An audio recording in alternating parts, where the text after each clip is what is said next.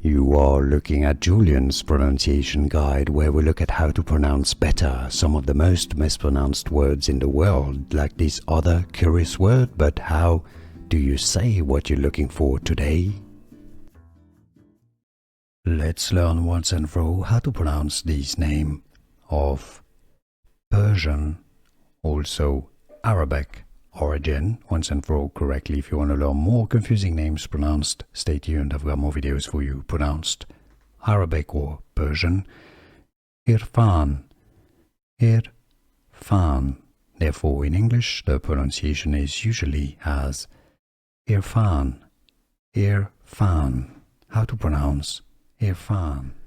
Here are more videos on how to pronounce more confusing words and names too many mispronounced. Like this video if you found it useful. I appreciate your support. I'll see you soon and thanks for watching.